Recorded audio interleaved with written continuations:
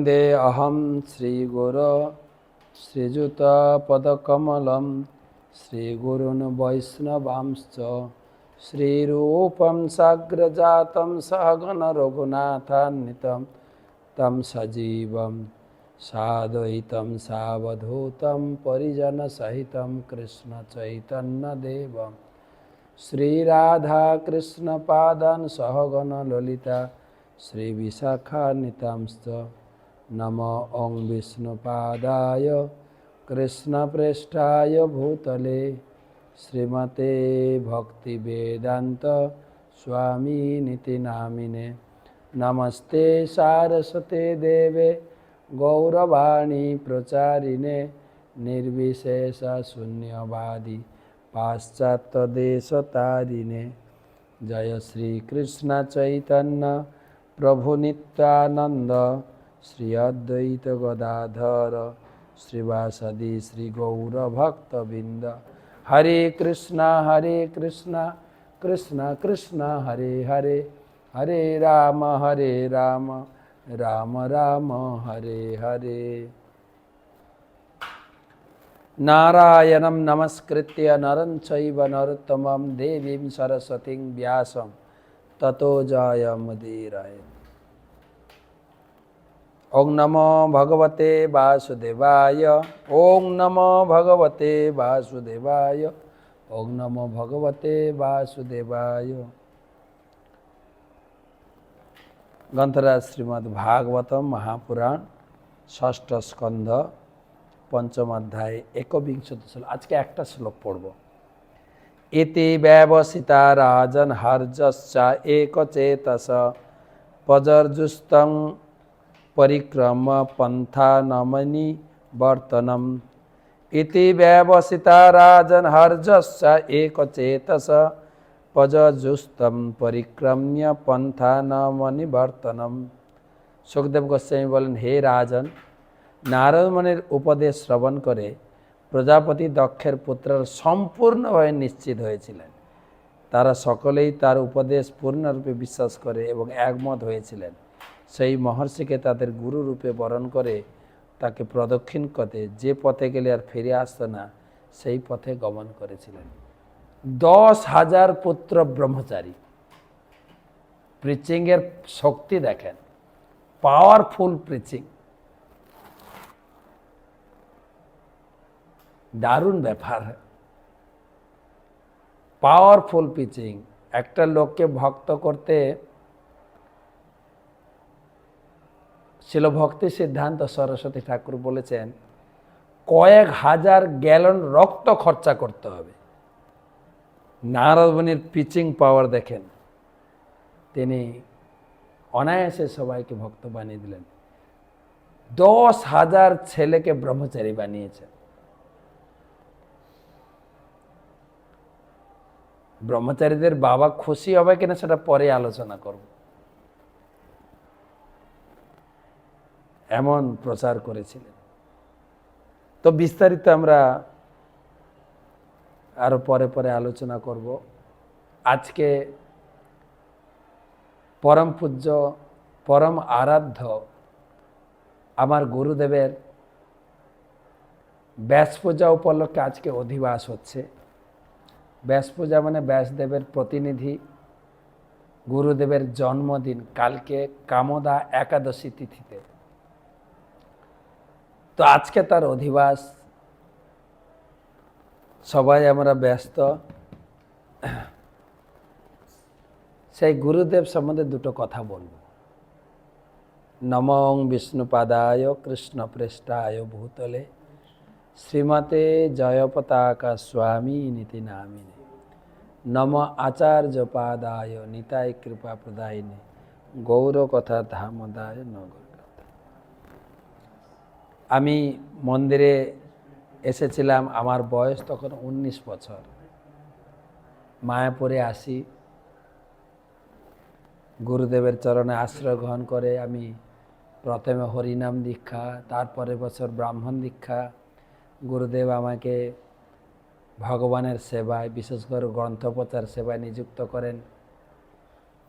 আজকে আমার বয়স 55-56 বছর হয়ে গেল। এই কয়টা বছর, 19 বছর থেকে 55-56 বছর, কয়টা বছর গুরুদেবের আনুগত্যে, গুরুদেবের নির্দেশে জীবনকে পরিচালিত করছি। তিনি যে রকম দিক নির্দেশনা দিচ্ছেন, যতটুকু গুরুদেবকে উপলব্ধি করেছি। শ্রীল প্রভুপাদ তিনি বলেছেন, জয় পতাকা স্বামী তিনি শ্রী চৈতন্য মহাপ্রভুর পার্ষদ ছিলেন চৈতন্য লীলাতে। তিনি আমাকে প্রচারে সাহায্য করার জন্য আমেরিকার মিলওয়াকি শহরে তিনি জন্মগ্রহণ করেছেন। গুরু মহারাজও 19 বছর বয়সে শ্রীল প্রভুপাদের সান্নিধ্যে এসেছিলেন। প্রভুপাদ তাকে খুব অল্প সময়ের মধ্যে তাকে গ্রহণ করেছিলেন। 19 বছরে তাকে হরিনাম দীক্ষা দিয়েছেন, মন্দিরের প্রেসিডেন্ট করেছিলেন। 2 বছর পরে সন্ন্যাস দিয়েছেন। 21 বছর বয়সে আমার গুরুদেব সন্ন্যাস নিয়েছেন। আর 28 বছর বয়সে তিনি ইস্কনের দীক্ষা গুরু পদে আসীন হয়েছেন। আজকে তার বয়স 77-এ পদার্পণ করবেন, কালকে 77-এ পা দেবেন। কমপক্ষে 80,000 লোককে তিনি দীক্ষা দিয়েছেন। কয়েক ডজন লোকে তিনি সন্ন্যাস দীক্ষা দিয়েছেন। গতকালকে একজনকে সন্ন্যাস দিলেন। আমাদের বাংলাদেশে যে অভিভাবক চারুচন্দ্র প্রভু, গুরু মহারাজ খুব স্নেহ করেন, তার দীক্ষা নাম রাখলেন শ্রী শ্রীমৎ ভক্তিময় নিতাই স্বামী মহারাজ। তো তারই গুরু মহারাজের ব্যাস পূজা উপলক্ষে আজকে ধুমধাম অনুষ্ঠান।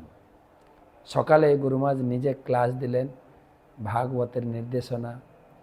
তারপরে বিকাল থেকে চলছে ধুমধাম অনুষ্ঠান, গুরু মহিমা কীর্তন।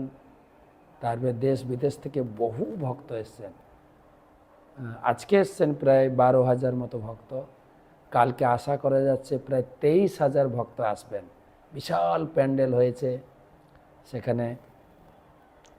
তো বিকালে গুরু মহিমা কীর্তন পরে অধিবাসের পরে গুরু মহারাজ নির্দেশ দিলেন, তার আশীর্বাদ প্রবচন এবং অধিবাস প্রসাদ বিতরণ। তারপরে আপনাদের এই ক্লাস দিতে বসেছি।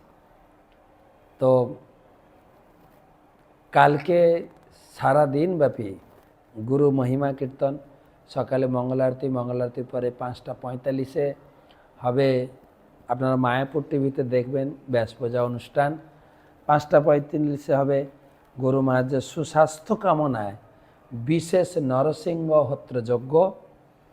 তারপরে 6:30 থেকে গুরুতত্ত্বের উপরে বিশেষ সেমিনার দেবেন শ্রীমৎ ভক্তি পুরুষোত্তম স্বামী মহারাজ। তারপরে 8টার সময় বিশেষ সিঙ্গার আরতি দর্শন হবে। গুরু মহারাজ নিজে সমস্ত বিগ্রহের তিনি নতুন পোশাক, নতুনভাবে গুরু বিগ্রহদেরকে সাজানোর জন্য তিনি ড্রেস পরাবেন। তারপরে 8:45-এ বিশেষ নরসিংহ পূজা। তারপরে থাকবে আপনার নরসিংহ পূজার পরে থাকছে 9টা থেকে ব্যাস পূজা অনুষ্ঠান। প্রায় 20 থেকে 23,000 ভক্তের শিরোমণি রূপে গুরু মহারাজকে সিংহাসনে বসিয়ে তার গুরু মহিমা কীর্তন এবং শ্রদ্ধাঞ্জলি, পুষ্পাঞ্জলি এবং রয়েছে পাদপক্ষালয়, মহারথী, উপহার বিতরণ, অনেক কিছু অনুষ্ঠান। গৌড়ী মঠ থেকে প্রায় 40 জন সন্ন্যাসী, সব মিলে প্রায় 200-250 ব্রহ্মচারী সন্ন্যাসী আসছেন। আর বাকি প্রায় 22-23,000 ভক্তের সমন্বয়ে এই গুরুদেবের জন্মতিথি পালন হচ্ছে মায়াপুরে।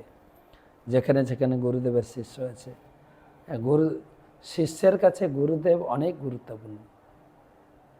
আমাদের শাস্ত্রে বলা হয়েছে ধ্যানমূলম গুরুর মূর্তি। শিষ্যের ভগবানের ধ্যান করবেন, প্রথমে গুরুদেবের ধ্যান করবেন। ঘুম থেকে উঠে গুরুদেবের ধ্যান। পূজা মূলম গুরুপদম। পূজার উদ্দেশ্য হচ্ছে গুরুদেবকে গুরুদেবের চরণ পূজা করা। আর মন্ত্রমূলম গুরুর বাক্য, আপনি কি মন্ত্র জপ করবেন, কেবল দীক্ষার সময় গুরুদেব যে আদেশ দিয়েছেন, কি আদেশ? 4 নিয়ম পালন এবং 16 মালা জপ এবং প্রভুপাদকে প্রচার কার্যে গুরুদেবকে সাহায্য করব। এইটা সবসময় খেয়াল রাখতে হবে। তারপরে ভগবানের পূজা আরতি। হ্যাঁ, তো গুরুদেবকে ভগবানের মতোই সম্মান করা উচিত। শাস্ত্রে বলা হয়েছে, যস্য দেবে পরাভক্তি যথা দেবে তথা গুরু। ভগবানকে যতটা শ্রদ্ধা করেন গুরুদেবকে ততটাই। তার মানে গুরুদেব ভগবান নন, তিনি ভগবানকে চিনিয়েছেন, ভগবানকে পাইয়ে দেবেন, ভগবানের নাম জপ করার অনুমতি দিচ্ছেন, ভগবানের সেবায় আমাকে নিয়োজিত করবেন। তাই গুরুদেবের প্রতি শ্রদ্ধা, যিনি ভগবানের প্রতি এবং গুরুদেবের প্রতি সমান শ্রদ্ধা যাজন করবেন, তার কাছে ভগবান প্রকাশিত হবে। শাস্ত্রে বলা হয়েছে, গুরুরূপে কৃষ্ণ কৃপা করেন ভাগ্যবানে। ভগবান যদি কার উপরে সন্তুষ্ট হন, তখন গুরুরূপ ধরে তাকে কৃপা করেন।